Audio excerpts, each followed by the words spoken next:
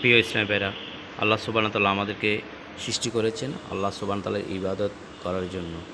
প্রশ্ন হলো, ইবাদত যদি আমাদেরকে করার জন্য যদি আল্লাহ সুবহানাহু ওয়া তাআলা আমাদেরকে সৃষ্টি করেন, তাহলে মায়ের গর্ভেও আমরা জীবিত ছিলাম। সেখানে আল্লাহ সুবহানাহু ওয়া তাআলা আমাদের রিজিক দিয়েছিলেন, সেখানে আমরা মায়ের গর্ভে জীবিত ছিলাম, আল্লাহর নিয়ামত আমরা সেখানে ভোগ করেছিলাম। প্রিয় ইসলামী ভাইরা, এখন প্রশ্ন হলো, পৃথিবীতে কেন আমাদেরকে প্রেরণ করলেন? পবিত্র কোরআনে আল্লাহ বলছেন, তোমাদের পৃথিবীতে প্রেরণ করা হয়েছে মানব জাতির কল্যাণ সাধনের জন্য। তাহলে আমাদেরটা সৃষ্টি হয়েছে আমাদের ইবাদতের জন্য, আর পৃথিবীতে আমাদের প্রেরণ করেছেন মানব জাতির কল্যাণ সাধনের জন্য। এই মানব জাতির কল্যাণ সাধনের অংশবিশেষ কাতার প্রবাসী জনাব আল-হাজ ওমর ফারুক ওয়াকাফকৃত অর্থে এই পবিত্র কোরআন মজিদটি ছাপা হয়েছে।